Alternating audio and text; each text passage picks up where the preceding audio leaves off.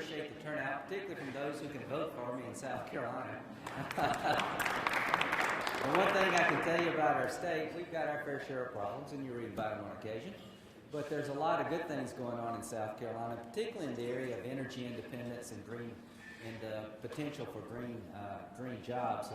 My state, in many ways, is leading the country. We have more power per capita from the nuclear industry than any state in the nation. So we understand nuclear power, and we very much appreciate the role nuclear power can play in cleaning up the environment and making us energy independent. General Electric has a manufacturing facility in Greenville, South Carolina. All the turbines for their windmills are made in Greenville, South Carolina. We're very proud of that. BMW, which means Bubba makes wheels, in Greenville, is collaborating with Clemson University. It's called the iCar project to develop the automobile of the future that would be more energy efficient, safer, and make us less dependent on foreign oil. We have all kind of things going on in the biomass area where we can grow crops in South Carolina and other places that can be that produces fuel to make us more energy independent. So the theme of this talk is, how can America become safer and cleaner? For the Congress to do something. Now, we're pretty good at doing nothing, and sometimes doing nothing is better than some of the ideas that we put on the table. But in this area, the opportunity exists this year in a bipartisan fashion to do something that would be a win-win. And a little reality check, the climate change bills in the House and the Senate don't remotely have 60 votes. Now, to those who have crafted these bills, I appreciate your effort. There are many good things in these bills, but it's not seemed business-friendly enough. On the energy side, we have an energy bill that, in my view, doesn't get us to energy independence, not robust enough, not aggressive enough. But having said that, what I'm trying to do with Senator Lieberman and Senator Kerry is to find a way forward with your help. Now, let me speak to you. You have helped me at home. Businesses in South Carolina have stood up and spoken out to tell folks at home, you know, Lindsey hasn't lost his mind here. What he's trying to do is a good thing. That if you're a business in this country, you have to understand what the rules are. The EPA has the power to regulate carbon.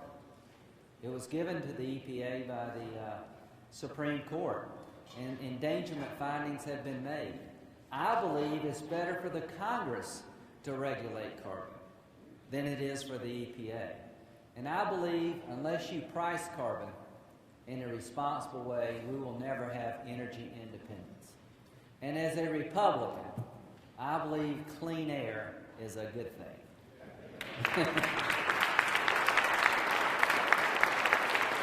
And the really good thing about cleaning up the air and controlling carbon pollution, you can make a lot of money doing it. And you can make your nation more secure. So what I've tried to do by interjecting myself in this debate is to look at an old problem a new way. Energy independence. Offshore exploration for oil and gas in a responsible way needs to be part of the solution here.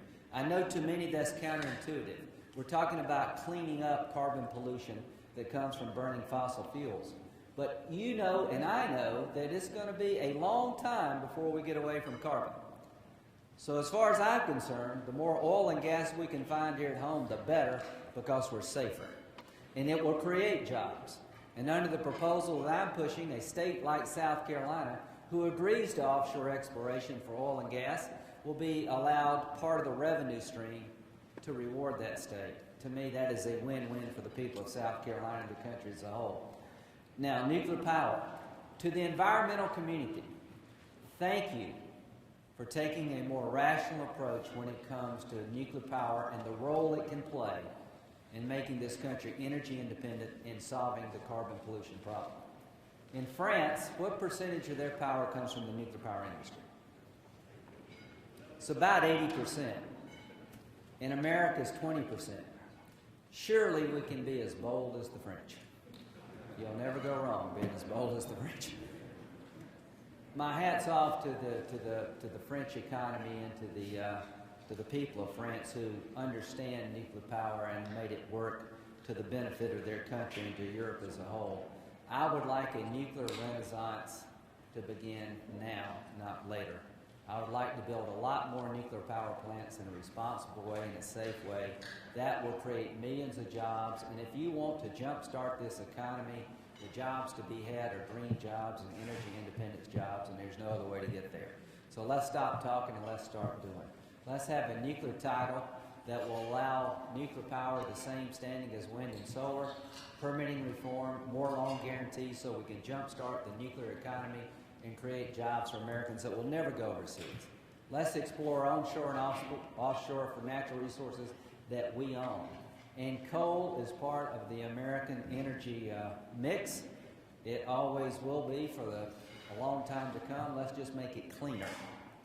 And the more we can do on the clean coal front, the more jobs we'll create here at home and the more jobs we can export. A word of caution and warning. Doing nothing, in my view, does put the planet at risk. Doing nothing continues a irresponsible practice of sending $440 billion a year overseas to buy oil from people who don't like us very much. Doing nothing allows China to own what I think will be the most exciting economic opportunity in the 21st century, the green economy. As we talk, and as we argue, and as we try to find 60 votes in America, China is doing. On the wind power front, on the solar panel front, they are moving. They don't need 60 votes. Big difference between their system and ours. So I am trying to convince some of my Republican colleagues that now is the time to marry up two ideas worthy of our time and attention in Congress.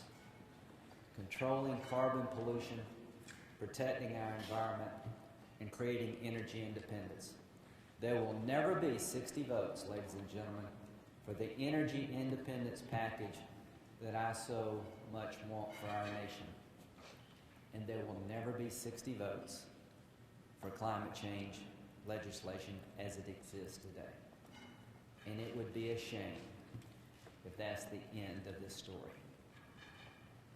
That would be unacceptable to me and you and a lot of other people. How do we get those 60 votes? This organization and the people that are here today, the power you possess to start some momentum in the Senate is very real. There are Republicans out there who understand that carbon pollution is not a good thing. It's a bad thing. But they worry about the economic consequences of a poorly designed cap-and-trade system. There are Democrats out there who understand the value of offshore exploration and nuclear power. We just need to get these parties in a room, and we shall not come out of that room until we get legislation. Your support of me in South Carolina and up here in Capitol Hill has been indispensable. The environmental community and the business community have come to my aid. Now is the time to act. We tried immigration, it's hard, and we failed. We tried Social Security, it's hard, and we failed. We tried health care. It's really hard, and it looks like we're going to have to start over again. On the energy, climate change front, I don't want to add that to the list. There is no reason in my mind that the Republican Party and the Democratic Party cannot come together to make this country more safe, energy independent, and pass on to the next generation of Americans and the world at large a cleaner and safer planet. And if you want to create jobs in the near and the short term, the combination of cleaning up the air and creating energy independence is the best hope I know of.